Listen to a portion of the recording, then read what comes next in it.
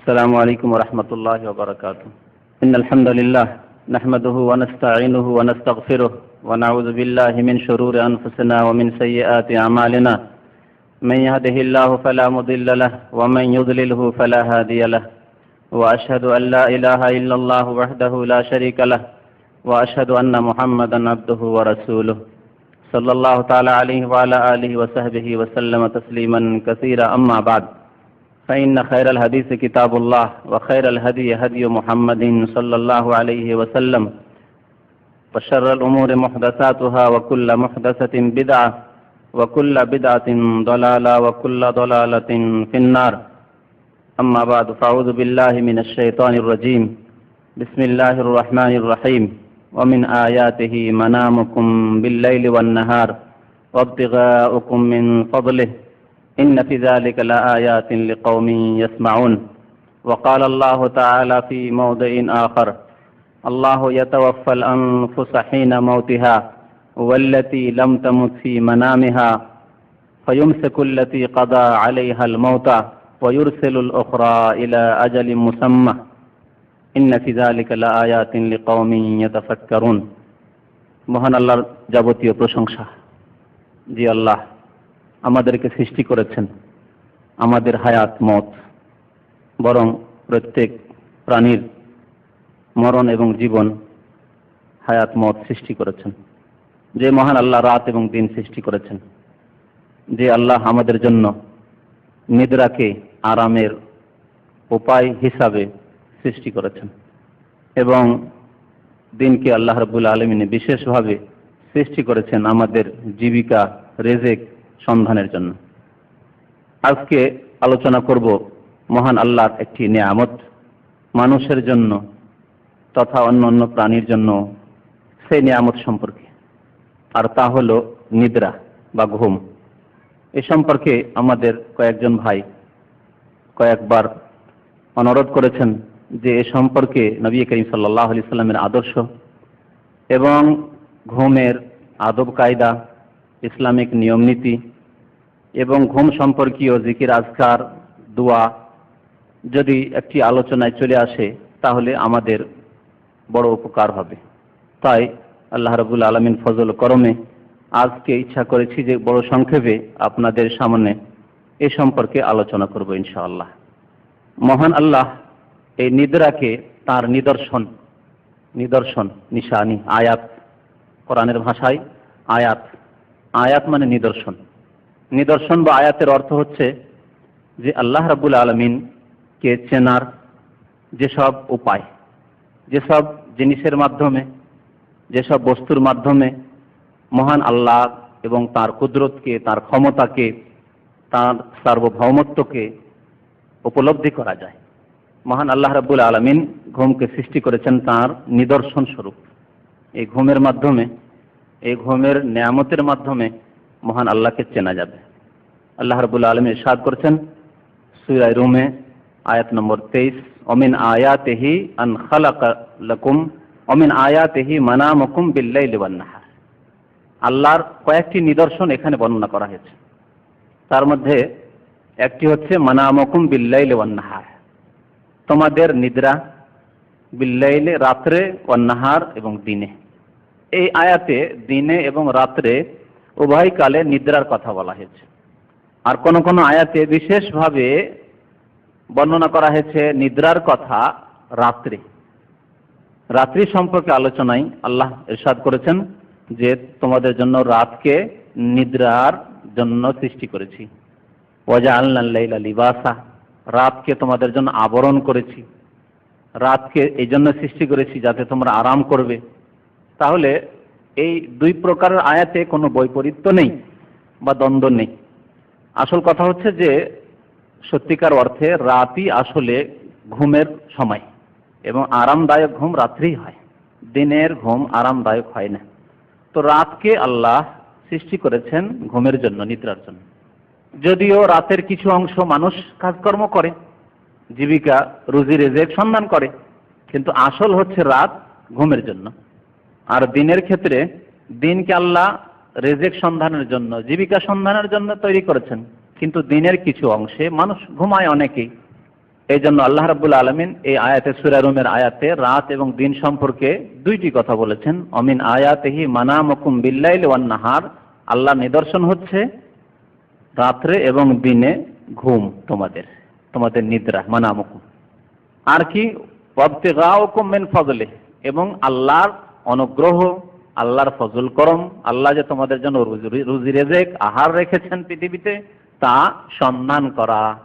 তাহলে আহার সন্ধানের ক্ষেত্রেও রাত দিন দুটোর কথা আল্লাহ বললেন, আর ঘুমের নিদ্রার ক্ষেত্রেও আল্লাহ রাব্বুল আলামিন রাত দিন উভয়ের কথাই বললেন।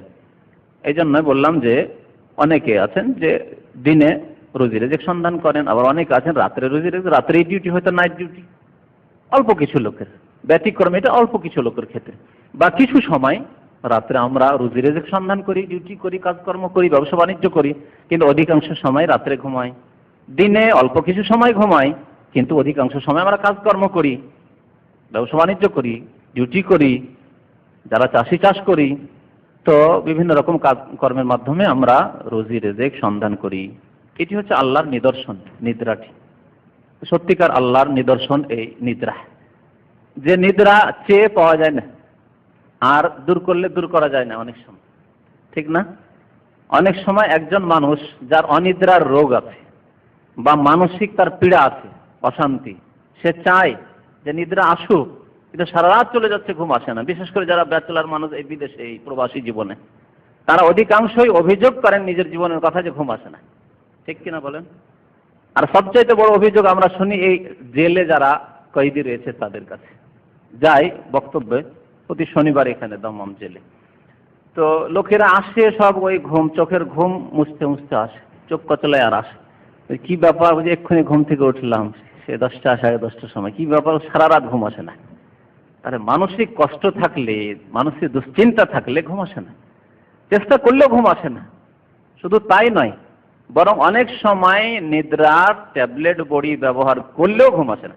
আবার অনেক সময় ঘুমকে তাড়াবার চেষ্টা করেন, চা খেয়ে, তো এই খেয়ে, তো সেই খেয়ে, এই করে সেই করে, যারা বিশেষ করে ড্রাইভার, গাড়ি চালক, তারপরেও গাড়ি চালাতে যায় চোখ বন্ধ, আর চোখ বন্ধে গাড়ি কোথা থেকে কোথায় চলে গেছে, আর বড় ধরনের অ্যাক্সিডেন্ট হচ্ছে না। সে তো চাইনি মোটেই সেই সময় ঘুম। তাহলে ঘুমকে তাড়াতে চেয়েও তাড়াতে পারে যথাসাধ্য, অনিচ্ছাকৃত জবরদস্তি তার চোখ বন্ধ হয়ে যাচ্ছে। আল্লাহ রাব্বুল আলামিন নিদর্শন, এই ঘুম আল্লাহ সৃষ্টি করেছেন, মানুষের হাতে নাই, মানুষের আয়ত্ত নাই, বরং আল্লাহর আয়ত্তে এই ঘুম। মিন আয়াতিহি, আল্লাহর নিদর্শন এটি। ঘুম আল্লাহর নিয়ামত, যেমন বলছিলাম, সত্যিকার আল্লাহর নিয়ামত। এই নিয়ামত যার স্বাভাবিক ঘুম হচ্ছে, সে ওইভাবে উপলব্ধি করতে পারছে না। যদি উপলব্ধি করছি আমরা যে অত্যন্ত ক্লান্ত ছিলাম, বেশ কয়েকদিন হয়তো ভালোভাবে ঘুম হয়নি, হয়তো সফরে ছিলেন, আর নিজের বাসায় বা বাড়িতে এসে যে ঘুম দিলেন, এত আরাম হলো যে শরীরে বেদনা, ব্যথা, যত ক্লান্তি ছিল সব, ঘুম থেকে উঠলেন সব দূর হয়ে গেছে। তাহলে নিশ্চয় অনুভব করছেন যে ঘুম আল্লাহর বড় নিয়ামত। কিন্তু একজন মানুষ যার অনিদ্রার রোগ রয়েছে, মানসিক অশান্তি রয়েছে, কেউ আপনজন মারা গেছে, যার চিন্তায় তার ঘুম আসছে না, চেষ্টা করলেও ঘুম আসে না, তার বিভিন্ন রকমের রোগের কারণে হয়তো তার ঘুম আসছে না, কষ্টে রয়েছে, ঘুম আসছে না। সেই লোককে জিজ্ঞেস করেন যে ঘুম যখন আসতো তার, তখন কত আরাম সে অনুভব করতো, আর ঘুম হচ্ছে না সেজন্য তার কত কষ্ট হচ্ছে। সে ব্যক্তি বলতে পারবে। যেমন একজন লোকের চোখ আছে, আমার আপনার চক্ষু আছে, দৃষ্টি শক্তি আছে, দেখতে পাচ্ছি, ওই রকমের অনুভব করি না যে এই চোখ, এই যে নিয়ামত আল্লাহ, কত যে এর মূল্য, কত মূল্য হতে পারে, পয়সা দিয়ে বলা যাবে না, কত যে মূল্যবান এই চক্ষু, এই দৃষ্টি শক্তি। ওই অনুভব করি না যে অনুভব করছে একজন অন্ধ লোক, যে পৃথিবী দেখছে না, আকাশ দেখছে না, জমিন দেখছে না, কালো না সাদা, পৃথিবীর রং কেমন, গাছের রং কেমন, ফসলের জমির রং কেমন, জমিতে যে ফসল রয়েছে ফসলের রং কেমন, আমের রং কেমন, তো আপেলের রং কেমন, কিছুই দেখছে না। স্ত্রী কেমন, তার ছেলে মেয়ে কেমন, নারী। অন্ধ লোকেদের দেখেছেন, কাউকে কারোর সাথে সাক্ষাৎ হলে একটু নেড়ে দেখে, তার হাত লাড়ছে, তার মুখটা লেড়ে দেখছে, চেহারা লেড়ে দেখছে যে কেমন, কত তার আক্ষেপ যে বুঝতে পারলাম না লোকটি কেমন, লোকটির মুখটা কেমন, লম্বা না গোল, না কালো না সাদা ফর্সা, কত আক্ষেপ তার। বিয়ে করলো আজীবন, স্ত্রীকে দেখতে পারলো না। সেই লোকটি অনুভব করছে যে এই চক্ষু কেমন নিয়ামত। তো ওইরকমই যার ঘুম হয় না, সেই উপলব্ধি করবে যে এই ঘুম আল্লাহর নিয়ামত। তাহলে যখন আল্লাহর নিয়ামতকে ভালো কাজে ব্যবহার করতে হবে। যদি খারাপ কাজে ব্যবহার করেন, প্রত্যেকটি নিয়ামত সম্পর্কে জবাবদিহি করতে হবে। মহান আল্লাহ কোরআনে কারিমের আমপারার একটি আয়াতে ইরশাদ করেছেন, সুম্মা লাতুসআলুন্না ইয়াওমাইযিন আনিন নাঈম, অতঃপর তোমাদের কি অবশ্যই অবশ্যই জিজ্ঞাসা করা হবে, লাতুসআলুন্না অবশ্যই অবশ্যই জিজ্ঞেস করা হবে, আনিন নাঈম নিয়ামত সম্পর্কে, আল্লাহর অনুগ্রহ সম্পর্কে। যতগুলি আল্লাহর নিয়ামত আছে, ঘুম আল্লাহর নিয়ামত, জিজ্ঞেস করা হবে। মাথা থেকে পা পর্যন্ত যত নিয়ামত আছে, আপনার শরীরের ভিতরে বাইরে যা কিছু আল্লাহর নিয়ামত আছে, সবকিছু সম্পর্কে জিজ্ঞেস করা হবে। যেমন আপনার টাকা পয়সা সম্পর্কে জিজ্ঞেস করা হবে, তেমনি আপনার ছেলে মেয়ে যে নিয়ামত, আপনার স্ত্রীর নিয়ামত সে সম্পর্কে জিজ্ঞেস করা হবে, তেমনি আপনার দেহের নিয়ামত সে সম্পর্কে জিজ্ঞেস করা হবে, আপনার ঘুম নিয়ামত সে সম্পর্কে জিজ্ঞেস করা হবে। যে ঘুম সত্যি আল্লাহ সন্তুষ্টির কাজে হয়েছিল না অসন্তুষ্টির কাজে ব্যবহার হয়েছিল, এই ঘুম কি গুনার কারণ হয়েছিল না ঘুমের মাধ্যমে তুমি নেকি করেছিলে। সুম্মা লাতুসআলুন্না ইয়াওমাইযিন আনিন নাঈম। আল্লাহ জিজ্ঞেস করে প্রত্যেক মানুষকে প্রত্যেকটি নিয়ামত সম্পর্কে, যার মধ্যে ঘুমও আল্লাহর একটি বড় নিয়ামত। সুতরাং এই নিয়ামতকে ভালো কাজে লাগাতে হবে। এই নিয়ামতের শুকরিয়া হচ্ছে যেমন অন্তর থেকে, তেমনি মুখের দ্বারা, কথার দ্বারা, বাকশক্তির দ্বারা, তেমনি আমাদের অঙ্গ প্রত্যঙ্গ দিয়ে ইবাদতের মাধ্যমে, আল্লাহ রাব্বুল আলামিনের শুকরিয়া জ্ঞাপনের মাধ্যমে, 5 ওয়াক্ত নামাজ সঠিক টাইমে কায়েমের মাধ্যমে, আল্লাহর সন্তুষ্টির কাজ করার মাধ্যমে, গুনার কাজ থেকে পাপাচার থেকে বেঁচে থাকার মাধ্যমে আল্লাহর শুকরিয়া আদায় করতে হবে। এই নিয়ামতের, এই ঘুমের শুকরিয়া আদায় করতে হবে। মহান আল্লাহ ইরশাদ করেছেন, লাইন শাকারতুম লাযিদান্নাকুম, তোমরা যদি শুকরিয়া জ্ঞাপন করো, আল্লাহর কৃতজ্ঞতা প্রকাশ করো, তো আমি তোমাদের আরো বৃদ্ধি করে দেব। ঘুমের প্রয়োজন, আল্লাহ ঘুমে বরকত দেবেন, বৃদ্ধি করে দেবেন। ঘুমের মাধ্যমে তুমি শক্তিশালী হবে এবং ভালো কাজ করতে পারে। ঘুমের পরে যখন তুমি সতেজ হয়ে উঠলে তখন ভালো রকমের কাজ করতে পারবে, মেহনত পরিশ্রম করতে পারবে। লাইন শাকারতুম লাযিদান্নাকুম ওয়া লাইন কাফারতুম ইন্না আযাবি লাশাদীদ, আর যদি নাশুকরি করো, আল্লাহর অকৃতজ্ঞ হও, তাহলে আমার আযাব বড় শক্ত রয়েছে, আমার আযাব বড় শক্ত রয়েছে। মহান আল্লাহর দরবারে জবাবদিহি করতে হবে। ঘুম হচ্ছে মরণের ভাই, আর নওম আকুল মত, আরবিতে প্রবাদ আছে, এবং একে কোরআনের ভাষায় এক ধরনের মরণ বলা হয়েছে। ঘুমকে, নিদ্রাকে এক ধরনের মরণ, আল মৌতুল খাফিফ বলতে পারেন, হালকা মরণ বা ক্ষুদ্র ধরনের, ছোট ধরনের মরণ। ঘুমের অবস্থায় মানুষ নিজের ওপর কন্ট্রোল হারিয়ে ফেলে, যেমন মরে গেলে কন্ট্রোল হারিয়ে ফেলে। ঘুমের অবস্থায় আছেন, কি অবস্থায় আছেন, আপনার শরীরে কাপড় আছে, ঢাকা আছে না উলঙ্গ, অনেকেই ঘুমের অবস্থায় জানে না যে তার কাপড় খুলে কোথায় চলে গেছে, কি বলছে তাও সে বোঝে না। অনেক সময় কেউ জাগার চোখে গালাগালি করছে, ঘুমের অবস্থায় কুফরি কথা হতে বলতে পারে, তার কোনো খেয়াল নেই। হয় এরকম, তার সাথীর সঙ্গে কেউ জাগাচ্ছে কোনো কাজের জন্য, নামাজের জন্য বা অন্য কিছুর জন্য, সে ঘুমের অবস্থাতে গালাগালি করছে, বা ঘুমের অবস্থায় সে আলফাল কথাবার্তা বলছে। তাহলে ঘুমের অবস্থায় মানুষ নিজের ওপর কন্ট্রোল রাখতে পারে না, কন্ট্রোল হারিয়ে ফেলে, তার আয়ত্তে থাকে না তার বডি, তার অন্তর, তার নফস, তার আত্মা। মহান আল্লাহ রাব্বুল আলামিন সূরা জুমারের আয়াত নম্বর 42 এর ইরশাদ করেছেন, আল্লাহু ইয়াতাওয়াফাল আনফুস হিনা মাউতিহা, মহান আল্লাহ মরণ দান করে থাকেন। ইয়াতাওয়াফাল আনফুস, প্রত্যেক জীবকে, আনফুস আল্লাহ বলেছেন, শুধু মানুষকে নয়, জীবকে, প্রাণীকে, প্রাণীর আত্মা হরণ করে থাকেন। ইয়াতাওয়াফাল আনফুস, আত্মা হরণ করে থাকেন মানে মরণ দান করে থাকেন। হিনা মাউতিহা, তার মৃত্যুর সময়, যখন মৃত্যুর সময় ঘনিয়ে আসে, চলে এসছে মরণের সময়, বয়স শেষ হয়ে গেছে আপনার, যা আল্লাহ নির্ধারিত করেছেন, তখন আল্লাহ চিরকালের মরণ দান করে থাকেন। ওয়াল্লাতী লাম তামুত ফী মানামিহা, আর যাদের মরণের সময় ঘনিয়ে আসেনি, এখনো সময় আছে, তাদেরকে আল্লাহ মরণ দান করে থাকেন বা তাদের আত্মা হরণ করে থাকেন ফী মানামিহা, তাদের নিদ্রার অবস্থায়, নিদ্রার অবস্থায়, তাদের নিদ্রার অবস্থায়ও আল্লাহ রাব্বুল আলামিন আত্মা হরণ করে নেন। ফায়ুমসিকুল্লাতী কাযা আলাইহাল মাউতা, তারপরে আল্লাহ কি করেন, যার মরণের ফয়সালা হয়ে গেছে, যে আজকে রাত্রে অমুক আব্দুল্লাহ, আব্দুর রহমান, আব্দুল খালেকের মরণ আছে, আজকে দুপুরে ঘুমিয়েছে, আজকে তার মরণ চলে এসেছে এই ঘুমের অবস্থায়, তখন আল্লাহ তার ফেরেশতাদের মাধ্যমে তার আত্মাটিকে যে তার দেহ থেকে বের করে নেন, তারপরে আর আত্মা ফিরে আসে না। ফায়ুমসিক, রেখে দেন। আল্লাতী কাযা আলাইহাল মাউত, যার জন্য মরণের ফায়সালা আল্লাহর পক্ষ থেকে হয়ে গেছে। ওয়া ইউরসিলুল উখরা, আর দ্বিতীয় প্রকারের মরণ অর্থাৎ যে ঘুমের অবস্থায় আছে, এখনো মরণের সময় গনিয়ে আসেনি। ওয়া ইউরসিলুল উখরা, তার আত্মাকে আল্লাহ ছেড়ে দেন ফিরার জন্য, আদেশ দিয়ে দেন, যাও তোমার দেহে তুমি ফিরে যাও, হে আত্মা তুমি তোমার দেহে ফিরে যাও। ওয়া ইউরসিলুল উখরা, কতদিনের জন্য? ইলা আজালিন মুসাম্মা, নির্দিষ্ট কালের জন্য, সময় নির্দিষ্ট রয়েছে ততদিন, তারপরে নয়। যখন আপনার মরণ চলে আসবে তখন কোনো শক্তি আর ফিরিয়ে নিতে পারবে না এই আত্মাকে, ফিরিয়ে দিতে পারবে না আমার দেহে, আপনার দেহে আত্মাকে। ইলা আজালিন মুসাম্মা, এতে রয়েছে ইন্না ফি যালিকা লায়া, এখানে আল্লাহ বলেছেন এতে রয়েছে নিদর্শন, লিকওমি ইয়াতাফাক্কারুন, চিন্তাশীল ব্যক্তিদের জন্য, চিন্তাশীল ব্যক্তিদের জন্য এতে রয়েছে আল্লাহর নিদর্শন, আল্লাহকে চেনার উপায়।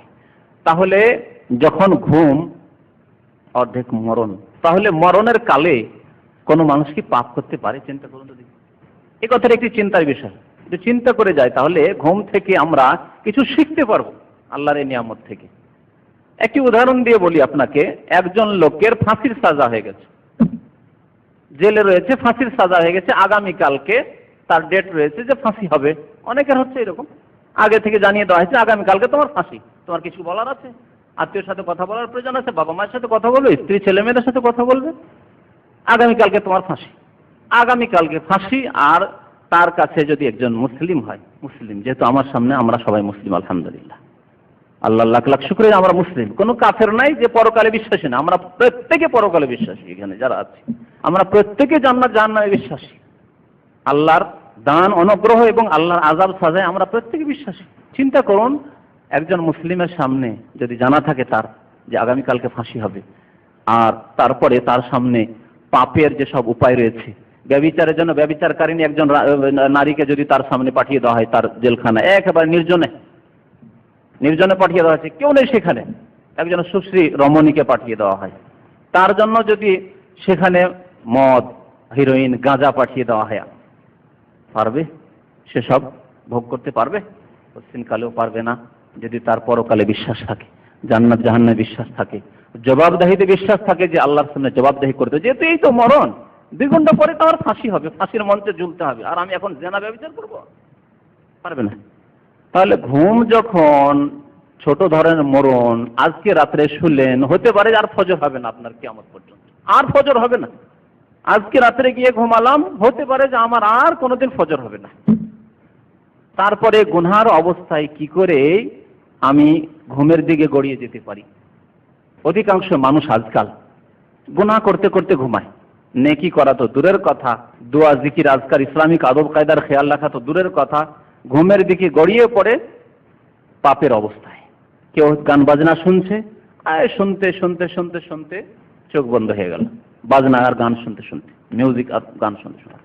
আর এক শ্রেণীর লোকেরা ফিল্ম দেখতে দেখতে দেখতে দেখতে দেখতে দেখতে গড়িয়ে পড়লো, ঘুম চলে আসলো। আর এক শ্রেণীর মানুষ আছে, যদি এগুলো নাও করে, নিয়ত করেই শুয়েছে যে সকাল 7টায় উঠবো, বাসায় গেল সবাই, হ্যাঁ, যাওয়ার পরে ঘুমালো, কখন উঠবো? সকাল 7টায়, ডিউটি 7:30, আধা ঘন্টা আগে উঠলেই হয়। 500 টাকা বেতন, 700 টাকা বেতন, সকাল 7:30টায় ডিউটি, সেজন্য 7টায় উঠবে, আধা ঘন্টার মধ্যে প্রস্তুতি হয়ে যাবে, ওই যে 500 টাকা বেতন মাসে পেতে হবে, সেই জন্য ডিউটির জন্য প্রস্তুত। মহান আল্লাহ রাব্বুল আলামিন জান্নাতুল ফিরদাউস তৈরি করে রেখেছেন মুমিন মুসলিম নামাজীদের জন্য। তার জন্য কোনো চিন্তা হলো না যে ভোর 4টায় যে আজান হয়ে যায়, 4:30টার আগে আগে যে জামাত শেষ হয়ে যায়, 5টা হতে হতে 5:15টার মধ্যে যে সূর্য উঠে যায়, কোনো চিন্তা নেই তার। নিয়ত করেই ঘুমালো সে যে সকাল 7টায় উঠবো, সূর্য ওঠার পরে। তাহলে গুনার নিয়ত নিয়েই ঘুমালো সে, কি করে জবাবদিহি করে মহান আল্লাহর দরবারে? চিন্তা করতে পেরেছে? পক্ষান্তরে যে ব্যক্তি এই সব নিয়ত নিয়ে ঘুমালো, যদিও উঠতে পারলো না, হতে পারে অনেক ভালো মানুষ আছে যে কখনো কখনো উঠতে পারেন না, কোনো বিচিত্র নেই, আপনি আমিও হতে পারি। নবী করিম সাল্লাল্লাহু আলাইহি সাল্লামের জীবনে একবার হয়েছে বাইরে সফরে, হযরত বেলালকে নিযুক্ত করেছেন, বুখারী শরীফে হাদিস আছে। ভোর রাত্রের দিকে ঘুমিয়েছেন, সারা রাত সফর করেছেন, তারপরে যে দেখো একটু পাহারা দিবে, যখনই ফজরে উঠবে তখন আমাদের জাগিয়ে দিবে। হযরত বেলাল বলছেন পূর্ব দিকে মুখ করে একটু ঘুমায়, একটু যখনই ফরসা হবে তখন বলে দেবো। আর কোরআন তেলাওয়াত করতে করতে বসে গেছেন, একটু দাঁড়িয়ে আর কত থাকবে, একটু বসে যায়, বসে একটু হেলানা দিয়েছেন, উঠতি বসে উঠে হেলানা দিয়েছেন, এই হেলানা দিয়ে বসে বসে ঘুম চলেছে হযরত বেলাল রাদিয়াল্লাহু তাআলা। তিনিও ঘুমিয়ে পড়েছেন, রাসূলুল্লাহ তো ঘুমিয়ে গেছেন, যে যেহেতু একজনকে নিযুক্ত করা হয়েছে জাগাবার জন্য। তখন তার ঘড়ি আর অ্যালার্মের ব্যবস্থা ছিল না। এখন তো মাশাআল্লাহ পকেটে যে মোবাইল আছে তাতেই অ্যালার্ম, যেখানে যাচ্ছে সেখানে সাথে অ্যালার্ম। আর টেবিল ঘড়িগুলি, এই যে অ্যালার্মের ঘড়িগুলো 5 রিয়ালে পাওয়া যায়। হ্যাঁ, হযরত বেলাল রাদিয়াল্লাহু তাআলা জাগতেন, হযরত ওমর রাদিয়াল্লাহু তাআলা প্রথম জাগছেন, নবী করিম সাল্লাল্লাহু আলাইহি ওয়াসাল্লামের জীবনে ঘটছে। তাহলে ভালো মানুষের ঘটতে পারে, কিন্তু মাসে, 2 মাসে, 3 মাসে কখনো একবার ঘটে গেল, আর আপনার অভ্যাস যদি হয়ে যায় তাহলে তো জবাবদিহি করতে পারবেন না। হ্যাঁ, আপনি ভালো নিয়ত নিয়ে, সৎ নিয়ত নিয়ে ঘুমালেন যে ইনশাআল্লাহ ফজর নামাজে ভোর 4টায় অ্যালার্মও দিলেন, চেষ্টা করলেন যথাসাধ্য যে আমি জাগবো। আপনার পরিবার থাকলে পরিবারকে, আপনার সাথে বন্ধু বান্ধব আরো নামাজিরা থাকলে তাদেরকে বলে দিলেন যে ভাই আমাকে জাগাবে। অনেক বন্ধু বান্ধব আছে যে ফজর নামাজে নিয়মিত তারা ওঠে, তাকে বলে দিন ভাই একটা রিং করে দিন। ফজরের সময় করতে পারেন না যে ফজরের সময় তুমি তো জেগেই যাও, আমি একটু দুর্বল এই ক্ষেত্রে, তো আমাকে রিং দিয়ে দেবো, আমার কাছে তো মোবাইল আছে, একটা রিং দিয়ে দেবো। শুধু রিং দিয়ে দিবে, কথা বলার প্রয়োজন নেই। কোনো কষ্ট আছে? কোনো কষ্ট নেই, বরং সে সওয়াব মনে করবে যে আমি একটা নেকির কাজ করছি। এগুলো হচ্ছে উপায়, সৎ উপায়। তো নিয়ত নিয়ে ঘুমালেন, সৎ নিয়ত নিয়ে যে ফজরে জাগবো। নবী করিম সাল্লাল্লাহু আলাইহি ওয়াসাল্লাম কি বলেছেন? ইন্নামাল আমালু বিন্নিয়াহ, সহিহ বুখারীর প্রথম হাদিস। মানুষের কাজকর্ম নির্ভর করে নিয়তের উপর। নিয়ত ছিল ফজরে জাগা, আপনি না জেগেও ফজরের জামাতের সওয়াব পাবেন। পাবেন না? পাবেন না। যেহেতু ইন্নামাল আমালু বিন্নিয়াহ, আমল নির্ভর করে নিয়তের উপর। আমার নিয়ত আছে ফজরে জাগবো, জাগতে পারিনি, আল্লাহর পক্ষ থেকে সাদাকা। আল্লাহ আমাকে এই সাদাকা করেছেন যে তুমি জাগনি, তারপরে পরে নামাজ পড়লেও তুমি জামাতের সওয়াব পাবে, যেহেতু তোমার নিয়ত ছিল। আর যে ব্যক্তি নিয়ত করলো না, নিয়তই করলো খারাপ যে আমি জাগবো না, 7টায় জাগবো, হ্যাঁ সূর্য ওঠার পরে জাগবো, তাকে যদি কেউ জাগিয়েও দেয়, সৎ নিয়ত তো নেই তার, জাগিয়েও দিল কোনো সময়, আজ বাধ্য হয়ে জাগতে হলো, ফজর নামাজ পড়তে হলো, নিয়ত যেহেতু সৎ নেই, সওয়াব পেল না। নামাজ আদায় হয়ে গেল, কিন্তু নিয়তের উপর যে সওয়াব হওয়া উচিত ছিল সে সওয়াব সে পেল না। তো বলছিলাম যে এই নিয়ামতকে ভালো কাজে ব্যবহার করতে হবে এবং ভালো অবস্থায় ঘুমের দিকে যেতে হবে। পক্ষান্তরে ওই ভালো মানুষের কথা চিন্তা করুন, যে ব্যক্তি এই ঘুমের ক্ষেত্রে কোরআন তেলাওয়াত শুনতে শুনতে অথবা দিনই একটি আলোচনা বক্তব্য শুনতে, কোনো একটি বিষয়ের উপরে আর একটি ক্যাসেটের থেকে বক্তব্য শুনতে শুনতে ঘুমিয়ে পড়ল। কত সুন্দর মানুষ দোয়া পড়তে পড়তে, যেগুলি দোয়া রয়েছে নবী করিম সাল্লাল্লাহু আলাইহি ওয়াসাল্লাম থেকে প্রমাণিত হাদিসে, ঘুমের ক্ষেত্রে সেই দোয়াগুলি পড়তে পড়তে ঘুমিয়ে পড়লো, কত সুন্দর। উজুর অবস্থায় ঘুমালো, হ্যাঁ সুন্নত মোতাবেক ঘুমালো, কত সুন্দর সেই ব্যক্তি ভাগ্যবান। তো এই ঘুম প্রত্যেক মানুষের জন্য সৌভাগ্যের কারণ। ভাগ্যবান ওই ব্যক্তি যে ব্যক্তি এই ঘুমকে সৎ কাজে লাগায় এবং ঘুমের পূর্বে সৎ কাজ করে। আর হতভাগা ওই ব্যক্তি যে ব্যক্তি ঘুমকে গুনহার কাজে লাগায়, ব্যবহার করে, অথবা ঘুমের দিকে যায় গুনহা করতে করতে, ঘুমের দিকে কদম রাখে গুনহার অবস্থায়। এই ঘুম ইবাদত, নিদ্রা ইবাদত। ঘুমিয়ে থাকেন কিন্তু ভালো কাজের মাধ্যমে, তাহলে ইবাদত। পক্ষান্তরে যদি ঘুমিয়ে থাকেন ভালো কাজের মাধ্যমে নয়, তাহলে তার পরিণতি খুব খারাপ। নবী করিম সাল্লাল্লাহু আলাইহি ওয়াসাল্লামের হাদিস আছে, কেউ যদি এশার নামাজ পড়ে, সারা রাত কিচ্ছু করলেন না, আপনি শুধু ঘুমালেন, এশার নামাজ জামাতে পড়ে ঘুমিয়ে গেলেন, কি ফজিলত আছে? মান সাল্লাল ইশা ফি জামাতিন ফাকান্নামা কামা নিসফাল লাইল, যে ব্যক্তি জামাত সহকারে এশার নামাজ পড়লো, সেই ব্যক্তি অর্ধেক রাত্রি কি করলো? ইবাদত করলো, কিয়াম তাহাজ্জুদ পড়লো, কামা তাহাজ্জুদ পড়লো, অর্ধেক রাত তাহাজ্জুদ পড়ার সওয়াব পেলেন। ওমান সাল্লাল ফজর ফি জামাতিন, আর কেউ যদি ফজর নামাজও জামাতে পড়ে, এশার নামাজও জামাতে পড়লো আর ফজর নামাজও জামাতে পড়লো, ফাকান্নামা কামাল লাইলা কুল্লাহ, সে যেন সারা রাত তাহাজ্জুদ পড়লো। তাহলে সারা রাত এশার নামাজটা পড়ে নিলেন আর চট করে ঘুমিয়ে গেলেন, ফজর নামাজে জাগলেন, তার আগে জাগলেন না আপনি, হয়তো সারা দিন ভারী কাজ করতে হয়, আপনার পক্ষে তাহাজ্জুদ পড়া সম্ভব নয়, নফল পড়া সম্ভব নয়, শুধু এশা পড়লেন, ফজর পড়লেন। এই এশার ফজর এই 2 ওয়াক্ত জামাতে পড়ার কারণে সারা রাত তাহাজ্জুদ পড়ার সওয়াব পেলেন, অথচ সারা রাত ঘুমিয়ে থাকলেন আপনি, তাহলে ঘুম ইবাদত হলো না? হলো না। পক্ষান্তরে কোনো মানুষ যদি ফজরের সময় ঘুমিয়ে থাকে আর ঘুমিয়ে থেকে সূর্য উঠে যায়, তাহলে ওর কথা কি হাদিসে রয়েছে? নবী করিম সাল্লাল্লাহু আলাইহি ওয়াসাল্লাম বলেছেন, সহিহ বুখারীর হাদিস, যাকার রাজুলু বালা শায়তানু ফি উযনাইহি, এই ব্যক্তি, যেই ব্যক্তির ফজর হয়ে গেল, সূর্য উঠে গেল, তবু ফজর নামাজ পড়লো না, ঘুমিয়ে থাকলো, বালা শায়তানু ফি উযনাইহি, তার 2 কানে শয়তানে পেশাব করে, শয়তানে 2 কানে পেশাব করে, চোখে মুখেও পেশাব করে। এজন্য দেখবেন যে লোকেরা ঘুমিয়ে থাকার সূর্য উঠে যায়, কষায় লাল বইতে থাকে, অনেকের দেখা যায় মুখটা বিশ্রী হয়ে আছে, ফজর ভোরে সূর্য ওঠার পরে উঠলে দেখা যায় ওই লোকের চেহারাতে কোনো আলো থাকে না, চেহারা দেখতে খারাপ লাগে। কিন্তু একজন ফজর নামাজ যারা পাবন্দের সাথে নামাজ পড়ে, তার চেহারা একটা নূর থাকে, আলো থাকে। যাকার রাজুল বালা শয়তানু ফি উযুনিহি, তার চোখে মুখে কানে শয়তানে পেশাব করে। এখন আসুন ঘুমের কিছু আদব কায়দা। ঘুমের প্রথম আদব কায়দা হচ্ছে যে ডান দিকে আপনি কাছে ঘুমাবেন, ডান দিকে, এবং ডান দিকে হয়ে যদি কিবলামুখী হতে পারেন আরো ভালো। তাহলে কিবলামুখী আমরা যারা পূর্ব দিকে আছি, কিবলার পূর্ব দিকে, যেমন ভারত উপমহাদেশ, ইন্ডিয়া, বাংলাদেশ, পাকিস্তানের মানুষ, বা বর্তমান আমরা যে দামামে আছি এখান থেকে উত্তর দিকে মাথা করে যদি ঘুমান আর ডান দিকে কাছে ঘুমান, তাহলে কি হবে? কিবলামুখী ঘুমাতে পারবেন। সবচাইতে ভালো ঘুম হচ্ছে এটি, উত্তম ঘুম, যে কিবলামুখী হয়। মাইয়াতকে এভাবে রাখা হয়, মাইয়াতকে কবরে এভাবে দাফন করা হয়, সবচাইতে সুন্দর ঘুমের তারিকা। আর ঘুমের ক্ষেত্রে অপছন্দ তারিকা হচ্ছে পেটের ভরে ঘুম। পেটের ভরে, পেটে ভর দিয়ে ঘুম দেওয়া, অনেকের এরকম বদ অভ্যাস রয়েছে। একবার ডান দিকে, আগে বাম দিকে, একবার চিত হয়ে, একবার পেটের ভরে এই ঘুমায়। আর পেটের ভরে অনেকে আরাম পায়, ঘুমিয়ে না। আবু দাউদ তিরমিজিতে একটি হাদিস রয়েছে, নবী করিম সাল্লাল্লাহু আলাইহি ওয়াসাল্লাম মসজিদে যাচ্ছেন, একজন লোক পেটে ভর দিয়ে ঘুমিয়েছিল। তখন ওই লোকটিকে একটু জাগালেন নবী করিম সাল্লাল্লাহু আলাইহি ওয়াসাল্লাম। সে খেয়াল করেনি যে নবী সাল্লাল্লাহু আলাইহি ওয়াসাল্লাম রয়েছেন, দেখছেন যে নবী সাল্লাল্লাহু আলাইহি ওয়াসাল্লাম। হঠাৎ করে উঠে বসলো সেই লোক। নবী করিম সাল্লাল্লাহু আলাইহি ওয়াসাল্লাম বললেন যে ইন্না হাযিহি নাওমাতুন লা ইউহিব্বুহা আল্লাহু ওয়া রাসূলুহু, এই যে ঘুমের পদ্ধতি, শোয়ার পদ্ধতি, আল্লাহ এবং তার রাসূল পছন্দ করেন না।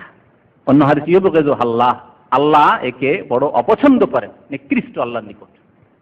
সুতরাং এইভাবে ঘুমাবে না। আর একটা হাদিস রয়েছে ইন্না হাযিহি যিদআতু আহলিন নার, এটি হচ্ছে জাহান্নামীদের শুয়ে থাকার তরিকা। জাহান্নামীরা জাহান্নামে এইভাবে মুখ যখন ঘুমাতেন, যেমন হাদিস এসছে, তখন ডান দিকে কাত হয়ে গালের নিচে হাতটা দিয়ে, গালের নিচে হাত দিয়ে ঘুমিয়ে যেতেন। ঘুম শেষে নবী করিম সাল্লাল্লাহু আলাইহি সাল্লামের আদর্শ হচ্ছে মিসওয়াক করা। যখন ঘুমোতে যাবেন মিসওয়াক করেন, দাঁত মুখ পরিষ্কার থাকলো, তারপরে ঘুমালেন। ঘুম থেকে উঠেও পরিষ্কার করেন। নবী করিম সাল্লাল্লাহু আলাইহি ওয়াসাল্লাম যখনই জাগতেন, নাসাঈতে, আবু দাউদে বিভিন্ন হাদিস রয়েছে, ইযা কামা মিনাল লাইলি ইয়াশুসু ফাহু বিসওয়াক, নবী সাল্লাল্লাহু আলাইহি ওয়াসাল্লাম যখন রাত্রে জাগতেন, ঘুম থেকে উঠতেন তাহাজ্জুদ পড়ার জন্য, প্রথম কাজ যেটি করতেন সেটি হচ্ছে দাঁতে মিসওয়াক করা, মিসওয়াক করে নিতেন। যেহেতু ঘুমের অবস্থায়, ঘুমের পরে দেখবেন যে যদিও পরিষ্কার করে ঘুমেছেন, তারপরে মনে হচ্ছে যে মুখটা ভালো লাগছে না, কিন্তু মিসওয়াক করে নেন, দাঁত পরিষ্কার করেন, মুখ পরিষ্কার করেন, কত সুন্দর লাগবে আপনাকে, নিজে অনুভব করবেন। এই রুচি অনুভব হবে যখন আপনি অভ্যস্ত হবেন এর উপর। আর একদিন যখন করবেন না, দেখেন কত কষ্টকর মনে হয় আপনাকে, খুব খারাপ লাগছে মিসওয়াক না করার কারণে। তো মিসওয়াক করা জাগার পরে। ঘুমের আদবের ক্ষেত্রে নবী করিম সাল্লাল্লাহু আলাইহি সাল্লামের বহু দোয়া রয়েছে, বহু দোয়া রয়েছে, এবং বিভিন্ন আয়াত রয়েছে, কোরআনে কারীমের সূরা রয়েছে, যেগুলি নবী করিম সাল্লাল্লাহু আলাইহি সাল্লাম ঘুমাবার পূর্বে পড়তেন। ঘুমের পূর্বে প্রথম যখন ঘুমোতে যাবেন, তখন একটি ছোট্ট দোয়া রয়েছে, নবী করিম সাল্লাল্লাহু আলাইহি সাল্লাম পড়তেন, বুখারী মুসলিমের হাদিস, আল্লাহুম্মা বিইসমিকা আমুতু ওয়া আহইয়া। কোন হাদিসে আহইয়া ওয়া আমুতু আগে পরে করা যেতে পারে।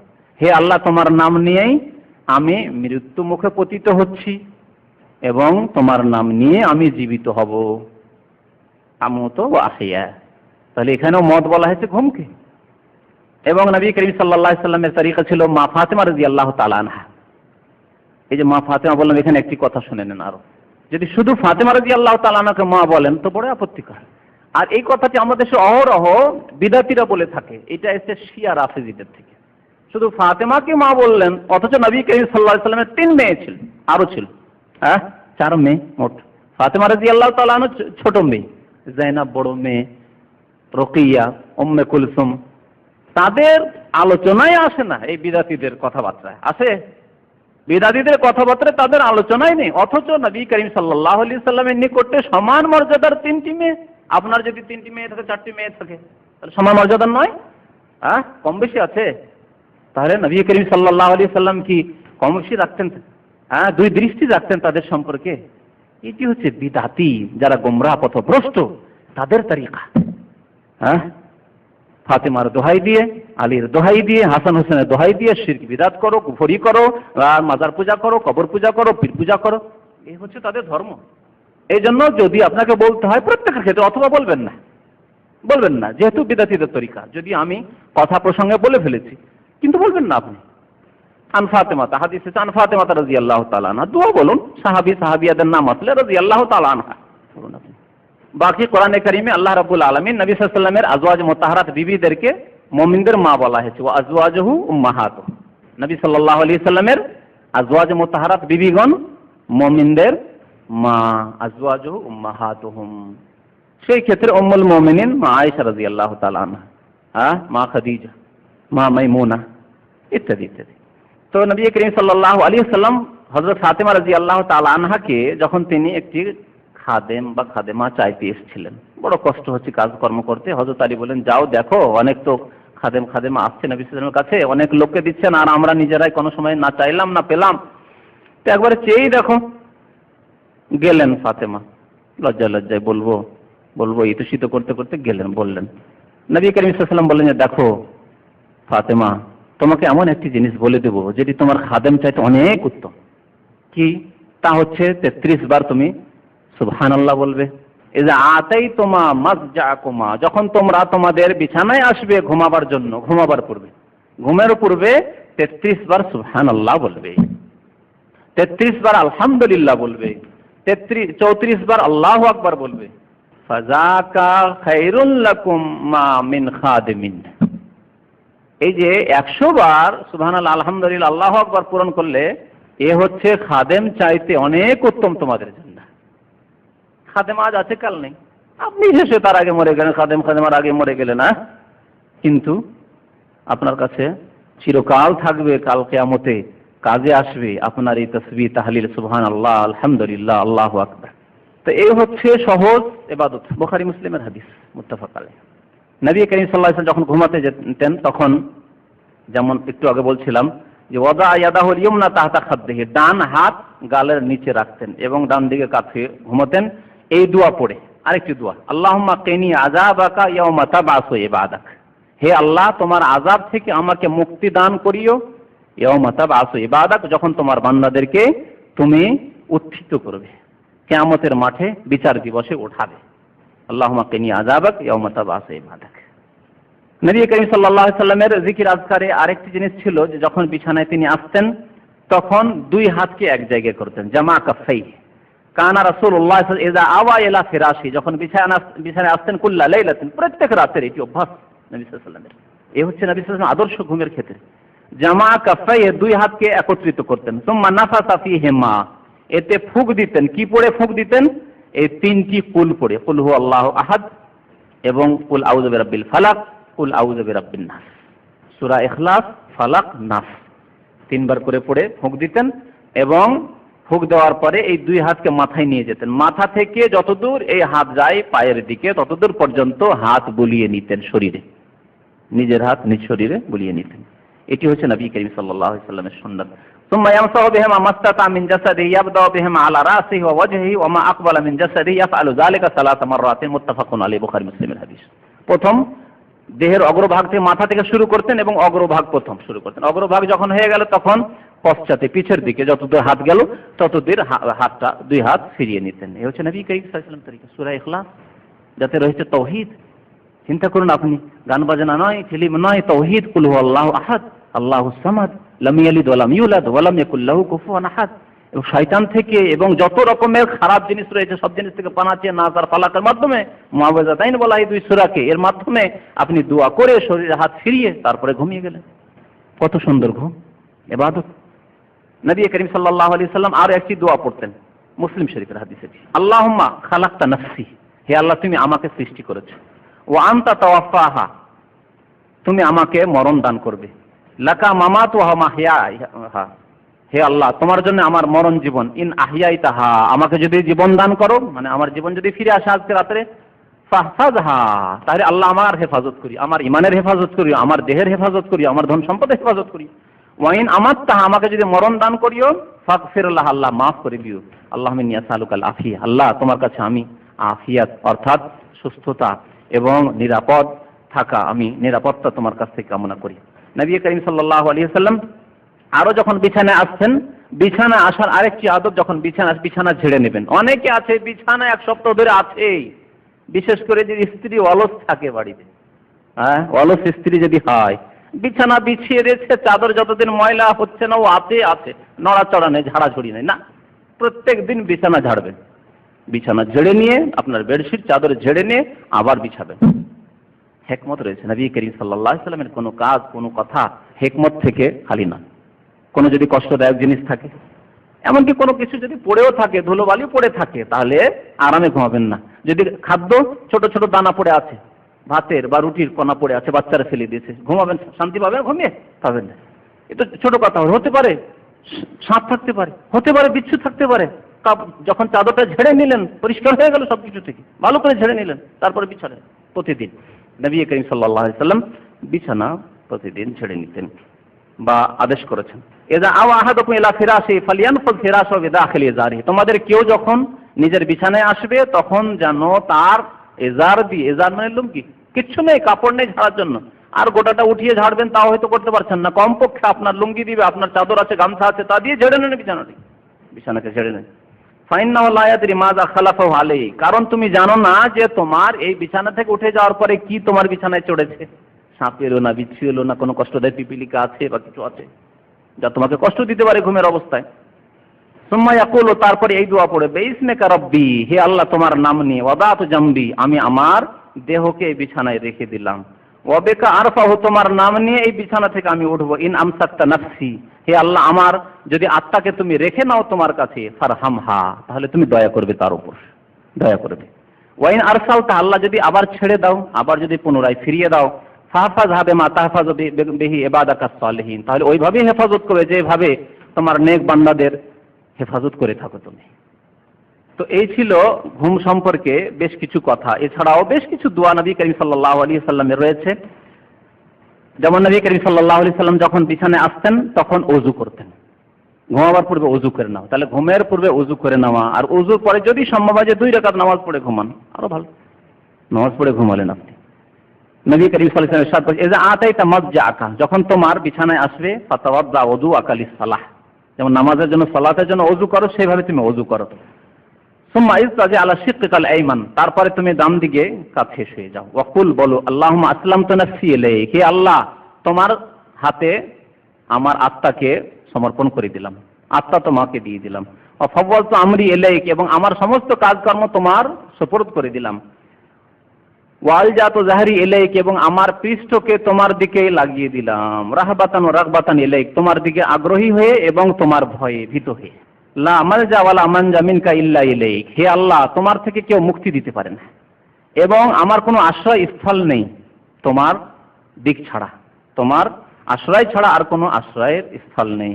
আমানতু বিকিতাবিকাল্লাযী আনজালতা, হে আল্লাহ সেই কিতাবের প্রতি আমি ঈমান নিয়ে এসেছি যে কিতাব তুমি নাযিল করেছো। ওয়াবে নবিয়্যিকাল্লাযী আরসালতা, সেই নবীর প্রতি আমি ঈমান নিয়েছি যে নবীকে তুমি প্রেরণ করেছো। তারপরে নবী করিম সাল্লাল্লাহু আলাইহি ওয়াসাল্লাম এই দুয়ার ফজিলত, ওযুর অবস্থায় যদি ঘুমান দোয়া পড়ে, তাহলে ফজিলত বর্ণনা করছেন আপনি কি হাসিল করবেন। ফাইন মিথ্যা, ওই রাত্রে তুমি যদি মরে যাও ওযু করে ঘুমালে আর তারপরে মারা গেলে, মিথ্যা আলাল ফিতরা, তাহলে তুমি ইসলামের ওপরেই মৃত্যুবরণ করলে, ফিতরা ইসলামের উপরেই তোমার মরণ হলো। এছাড়া অনেক দোয়া রয়েছে। নবী করিম সাল্লাল্লাহু আলাইহি ওয়াসাল্লাম আরেকটি ছোট্ট দোয়া রয়েছে মুসলিম শরীফের, আলহামদুলিল্লাহিল্লাযী আতামানা ওয়া সাকানা ওয়া কাফানা ওয়া আওয়ানা ফাকাম মিম্মান লা কাফিয়া লাহু ওয়া লা মুউইয়া লাহ, সেই আল্লাহর সমস্ত প্রশংসা যিনি আমাদেরকে অন্ন দান করেছেন।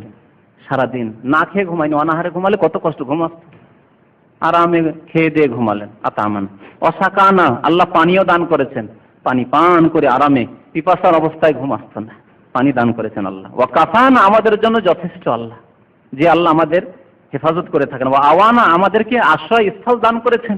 যদি ফুটপাতে ঘুমাতে হতো, শীতের অবস্থা যারা ফুটপাতে শহরে ঘুমায়, বা এই গরমের দিনে যদি ফুটপাতে পড়ে থাকে কত কষ্ট তাদের, আল্লাহ আমাকে আশ্রয় স্থল, বাসা দান করেছেন, বাড়ি দান করেছেন। ওয়া আওয়ানা ফাকাম মিম্মান লা কাফিয়া লাহু, কত শত লোক রয়েছে যাদের কোনো সুরক্ষার ব্যবস্থা নেই, যাদের বাসা নেই, বাড়ি নেই, ঘর নেই, যারা ফুটপাতে বসবাস করে, যাদের কাছে খাদ্য নেই, অন্ন নেই, পানীয় বস্তু নেই, ওয়ালা মুইয়া, তাদের আশ্রয় স্থল নেই।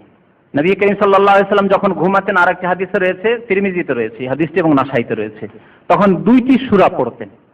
একটি হচ্ছে আলিফ লাম মিম তানজিল সাজদা, যেটিকে সূরা সাজদা বলা হয়, সূরা সাজদা পড়তেন। আরেকটি সূরা পড়তেন যেটি আপনারা অনেকে জানেন, সেটি হচ্ছে সূরাতুল মুলক, সূরা মুলক, তাবারাকাল্লাযী বিয়াদিহিল মুলক ওয়া হুয়া আলা কুল্লি শাইইন কাদির। এই সূরাটি নিয়মিত নবী করিম সাল্লাল্লাহু আলাইহি ওয়াসাল্লাম ঘুমের পূর্বে পড়তেন। নবী করিম সাল্লাল্লাহু আলাইহি ওয়াসাল্লাম আরো নিয়মিত পড়তেন এবং আদেশ করেছেন পড়তে আমাদেরকে, তা হচ্ছে আয়াতুল কুরসি। আয়াতুল কুরসি সবচাইতে বড় আয়াত বলা হয়েছে। বড় মানে আকারে বড় নয়, গুরুত্বের দিক দিয়ে, মর্যাদার দিক দিয়ে। তাতে আল্লাহর ভালো ভালো সুন্দর সুন্দর নাম এবং গুণাবলী রয়েছে, আসমাউল হুসনা রয়েছে। আয়াতুল কুরসিকে আযামু আয়াতিন ফিল কোরআন, কোরআনের মহান আয়াত বলা হয়েছে এই আয়াতুল কুরসি, যা সূরা বাকারা রয়েছে। নবী করিম সাল্লাল্লাহু আলাইহি ওয়াসাল্লাম এই ক্ষেত্রে বলছেন, ইযা আওয়াইতা ইলা ফিরাশিকা, যখন তুমি বিছানায় আশ্রয় নেবে মানে শুইতে যাবে, তখন ফাকরা আয়াতুল কুরসি, তখন আয়াতুল কুরসি পাঠ করবে।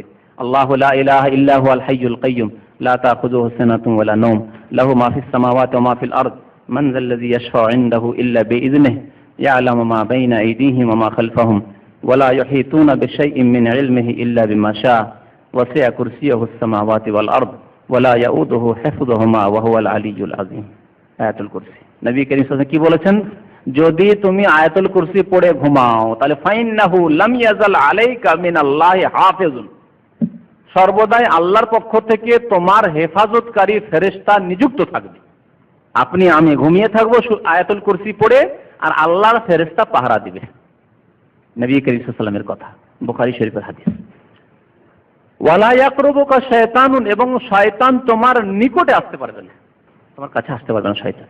ওয়ালা ইয়াকরুবুকা শায়তান, হেফাজত ফেরেশতা দিয়ে আল্লাহ করবেন এবং শয়তান কাছে আসতে পারবে না আয়াতুল কুরসি পড়ার কারণে। হাত্তা তুসবিহা, যতক্ষণ পর্যন্ত সকাল না হয়ে যায়। সকাল হয়ে গেল তারপরে যদি না ওঠেন না, তখন আল্লাহর কোনো হেফাজত নেই। ফজর হয়ে গেল, উঠলেন না, জাগলেন না, তখন আল্লাহর হেফাজত নিয়ে আসবেন।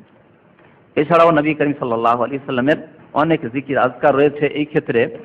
তবে সময় শেষ হতে যাচ্ছে, একটি গুরুত্বপূর্ণ জিনিস আর বর্ণনা করি, সেটি হচ্ছে যে যদি কেউ খারাপ স্বপ্ন দেখে, খারাপ স্বপ্ন দেখে, ঘুমের অবস্থায় ভালো স্বপ্ন দেখতে পারেন।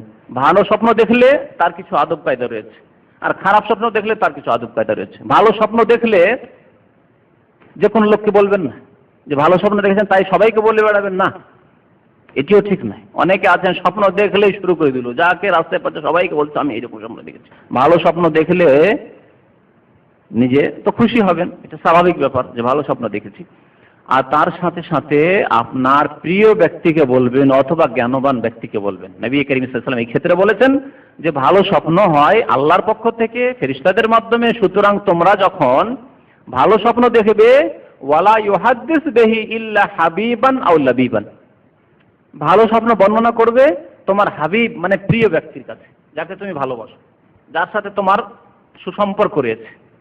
ভালোবাসার অর্থ হচ্ছে সুসম্পর্ক যার সাথে রয়েছে। সবার সাথে সুসম্পর্ক রাখতে হবে, কিন্তু বিশেষভাবে তোমাকে ভালোবাসা অত্যন্ত, তুমিও তাকে ভালোবাসো, সবার ভালোবাসা সমান হতে পারে না, তার কাছে বর্ণনা করো। হেকমত কি? হেকমত হচ্ছে যে তাহলে সে যদি তোমার স্বপ্নের বিবরণও দেয় তাহলে ভালো বিবরণ দেবে। স্বপ্ন ভালো কিন্তু খারাপ বিবরণ দিয়ে আপনার মনটাই খারাপ করে দিল, দুশ্চিন্তায় ফেলে দিল, তা করবে না, হতে পারে না, পারে না। আপনি বর্ণনা করলেন এমন একজন ব্যক্তির কাছে যার মনে হয়তো হিংসা বাধা রয়েছে আপনার ক্ষেত্রে। স্বপ্ন যেমনই বর্ণনা করলেন, জানো এই স্বপ্ন দেখতে তো শুনতে তো বেশ ভালো, তোমার স্বপ্নের দৃশ্যটা সুন্দর, কিন্তু জানো এর বিবরণ খুব খারাপ, তোমার কেউ না কেউ আত্মীয় মরেছে বা মরবে, তাহলে কি অবস্থা হবে আপনার বলেন দেখি। এই জন্য আপনি যাকে ভালোবাসেন, আপনাকে যে ব্যক্তি ভালোবাসে তাকে স্বপ্ন বর্ণনা করবেন। আর লাবিবান, জ্ঞানবান ব্যক্তিকে বর্ণনা করলে হবে কি যে ও হুট করে আপনার স্বপ্নের বিবরণ বলবে না। যদি জানা থাকে, সুন্দরভাবে জানে, তাহলে বলবে, আর না হবে আল্লাহ ভালো জানে, চুপ করে থাকবে, বলবে না। আর জ্ঞানবান ব্যক্তি আপনার হিংসা করবে না, আপনাকে দুশ্চিন্তায় নিমজ্জিত করবে না, আপনাকে কষ্ট দেওয়ার ইচ্ছা করবে না। জ্ঞানী মানুষ, জ্ঞানী মানে যে মুসলিম সত্যিকার জ্ঞানী, আল্লাহকে যে ভয় করে সেই জ্ঞানী। তো এ ছিল ভালো স্বপ্ন সম্পর্কে। খারাপ স্বপ্ন সম্পর্কে, খারাপ স্বপ্ন দেখলে বর্ণনা করতে হবে না খারাপ স্বপ্ন। এবং খারাপ স্বপ্ন দেখলে নবী করিম সাল্লাল্লাহু আলাইহি ওয়াসাল্লাম একটি দোয়া শিখিয়েছেন, তোমাদের কেউ যদি খারাপ স্বপ্ন দেখে এবং তাতে বিব্রত হয়, এই স্বপ্ন দেখার পরে দুশ্চিন্তা, পরেশান, ঘুম আসছে না, আর এই স্বপ্ন দেখার পরে নবী করিম দোয়া শিখিয়েছেন, বলবে তোমরা আউযু বিকালিমাতিল্লাহি তাম্মাহ মিন গাযাবিহি ওয়া ইকাবিহি ওয়া শাররি ইবাদিহি ওয়া মিন হামাযাতিশ শায়তানি আন ইয়াহদুরুন।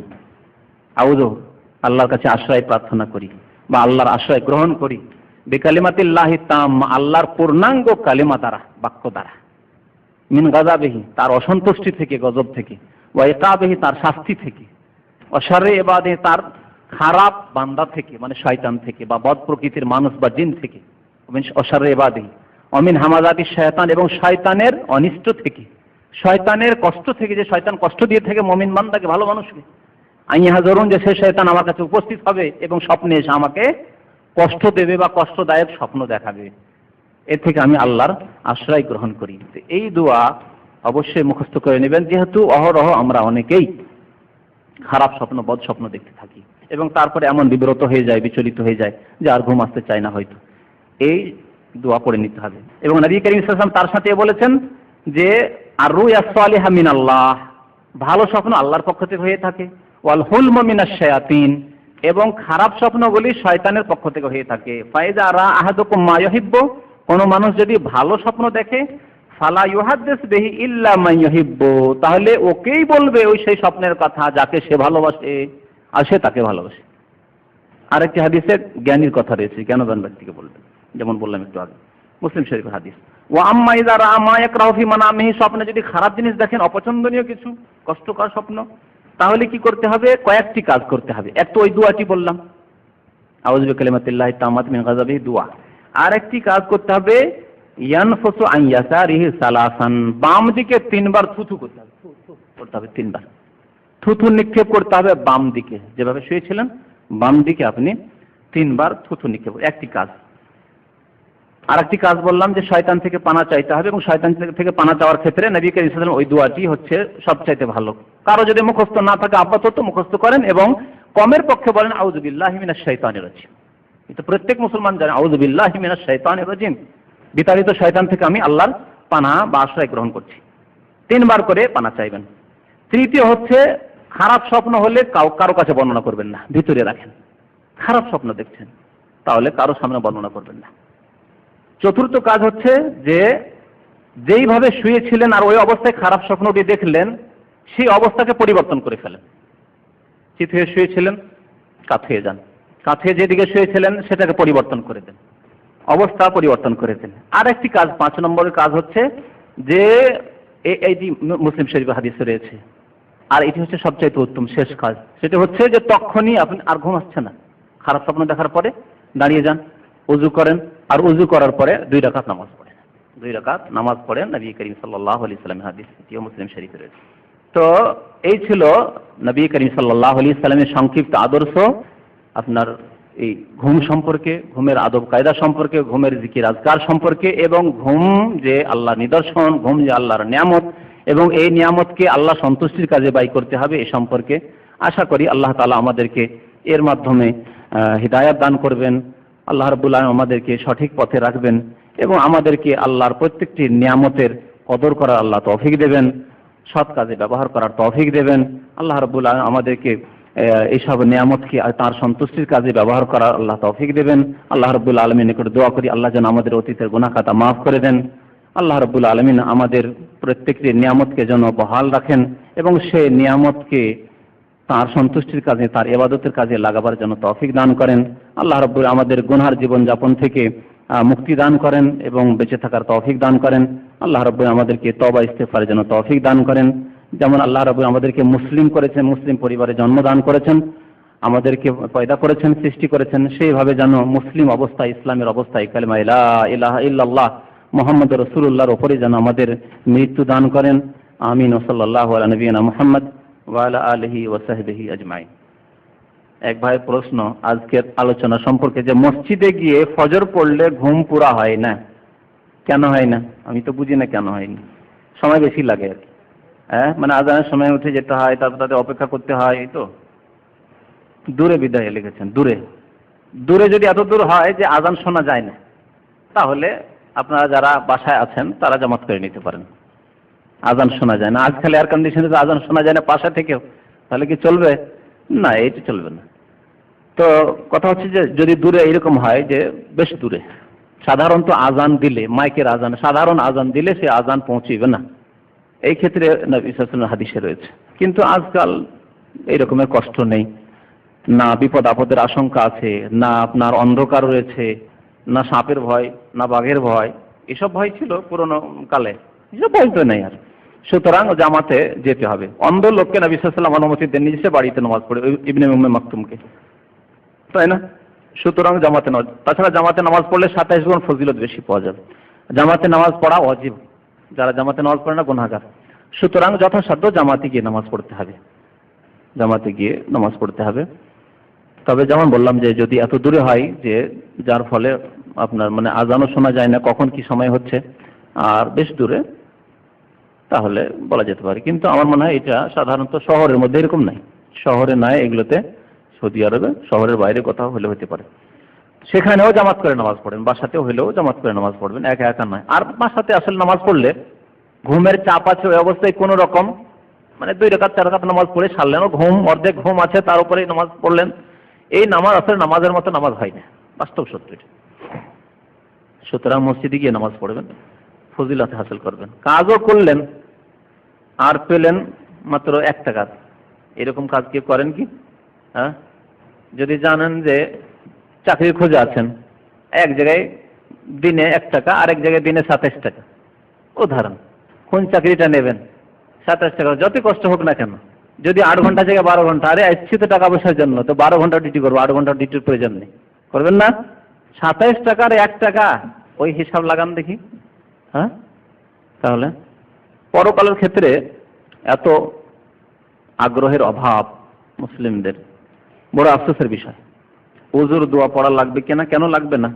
তবে ওযুর দোয়ার ক্ষেত্রে যেগুলো বাড়তি বিদাতি দোয়া রয়েছে সেগুলি পড়া লাগবে না। ওযুর প্রথমে দোয়া রয়েছে বিসমিল্লাহ বলে ওযু আরম্ভ করার, শেষে দোয়া রয়েছে কালেমায়ে শাহাদাত আশহাদু আল্লা ইলাহা ইল্লাল্লাহ ওয়া আশহাদু আন্না মুহাম্মাদান আবদুহু ওয়া রাসূলুহু, আর আল্লাহুম্মা জাআলনি মিনাত তাওয়াবিন ওয়া জাআলনি মিনাল মুতাতাহিরিন। এছাড়া প্রত্যেক অঙ্গের জন্য যে দোয়াগুলি রয়েছে কিছু কিতাবে, জালি কিতাবে, এগুলি হাদিস দ্বারা প্রমাণিত নয়। মুখে কুলি করা দোয়া, নাকে পানি দেওয়া, চোখে মুখে পানি দেওয়া দোয়া, হাত ধোয়ার দোয়া, মাসা করার দোয়া, কান মশা করার দোয়া, এইসব দোয়া নেই। তো এইরকম দোয়া যদি উদ্দেশ্য থাকে তাহলে সেগুলি পড়া জায়েজ নয়, সেগুলি বিদআত, সেগুলি বিদআত। যেমন কাবা শরীফের তওয়াফের ক্ষেত্রে আসাফা মারা তওয়াফের প্রত্যেক চক্করে দোয়া, এগুলো বিদআত। কিন্তু আপনি স্বেচ্ছায় দোয়া করবেন, সবসময় দোয়া করতে আছেন, তওয়াফের সময় দোয়া করতে রয়েছেন, সাফা মারায় দোয়া করতে রয়েছেন, ঠিক আছে। কিন্তু এক এক চক্করের জন্য এক একটি দোয়া, এই যে চটি বইগুলোতে লেখা হয়েছে, এগুলি বিদআত, এগুলি পড়ে আরো গুনাহ হবে, যেহেতু এগুলো মন গড়া জিনিস। আর নির্দিষ্ট করে দেওয়া যায় প্রথম চক্করে এই দোয়া পড়তে হবে, দ্বিতীয় চক্করে এই পড়তে হবে, সপ্তম চক্করে এই পড়তে হবে। তো এইরকম যেগুলো নির্দিষ্ট করে দেওয়া হয়েছে দোয়া বা মন গড়া দোয়া, জাল, এগুলো হচ্ছে বিদআত এবং এগুলো হচ্ছে গুনাহর কারণ। জি, বাংলাদেশের নামাজ এখানের নামাজে কিছুটা পার্থক্য। না বাংলাদেশের নামাজ পড়বেন, না সৌদি আরবের নামাজ পড়বেন, পড়বেন রাসূলুল্লাহর নামাজ। কথা বুঝতে পারছেন না? না নামাজ বাংলাদেশি আছে, না ভারতে। নামাজের কোনো ন্যাশনালিটি নেই, আছে কি? নামাজের কোনো জাতীয়তা নেই। যেমন মুসলিমের জাতীয়তা ইসলাম, এসব লেভেলের কোনো মূল্য নেই। না সৌদির কোনো মূল্য আছে, আজকে আছে কালকে কোনো মূল্য নেই। এক যুগ ছিল যে হিন্দি মানে বিরাট ব্যাপার স্যাপার, মোগলদের যুগটাই ধরেন, বিরাট ব্যাপার হিন্দি। যারা খেতে পেত না তারা হিন্দ মানে অখণ্ড হিন্দ, তখন ভারত আপনার থেকে আপনার করাচি ইসলামাবাদ থেকে শুরু করে চলে যান চিটাগাং বর্মা পর্যন্ত, সুখের দেশ, সোনার দেশ। হ্যাঁ, আরবের লোকেরা খেতে পেত না তখন সেখানে আশ্রয় নিত। আর আজকে হিন্দি মানে লেবার, ঠিক না? তো আল্লাহ কালকে পরিবর্তন আবার করে দিতে পারে। হ্যাঁ, আজকে ইউরোপে পয়সা আছে, কালকে ধ্বংস হয়ে যেতে পারে, নাও থাকতে পারে, কিছুই থাকতে না পারে। চোখের সামনে রুশ রয়েছে 70 বছরের মধ্যে, 70 বছরের মধ্যে কোথায় গেল সেই শক্তি? হ্যাঁ, সোভিয়েত ইউনিয়ন। তো কথা হচ্ছে যে এইসব কিচ্ছু না ইসলামে, আমাদের জাতীয়তাই হচ্ছে ইসলাম। আর ইসলামের এবাদত বন্দেগী হচ্ছে ইসলামিক এবাদত, কোন দেশি এবাদত নেই। না বাংলাদেশি এবাদত আছে, না ভারতীয় পাকিস্তানি এবাদত, না আরবি এবাদত আছে। নামাজ পড়তে হবে রাসূলুল্লাহ সাল্লাল্লাহু আলাইহি সাল্লামের মতো নামাজ পড়তে হবে, এবং প্রত্যেক মুসলিমের নামাজ যথাসাধ্য একরকম করার চেষ্টা করতে হবে। কিভাবে একরকম হবে? কিভাবে একরকম হবে বলেন? রাসূলুল্লাহ কেমন করে নামাজ পড়েছেন হাদিসে খুঁজে নিতে হবে, সহিহ হাদিসের আলোকে নামাজ পড়তে হবে। আপনার মুরব্বী কিভাবে নামাজ পড়েছেন ওই নামাজ পড়লে হবে না, আপনাকে ওই নামাজ পড়তে হবে যে নামাজ হাদিসে রয়েছে। তাহলে নামাজে ঐক্য চলে আসবে, এক রকমের নামাজ হয়ে যাবে। তখন আরব আর আজম, আরব অনারবে নামাজ, বাংলাদেশি আর অমুক দেশি নামাজে কোনো পার্থক্য থাকবে না ইনশাআল্লাহ। তো আগে ভাগে শেষ করলাম যেহেতু খাবার দাবারের ব্যবস্থা নেই। ওয়া সাল্লাল্লাহু আলা নবিয়িনা মুহাম্মদ ওয়া আলা আলিহি ওয়া সাহবিহি আজমাইন।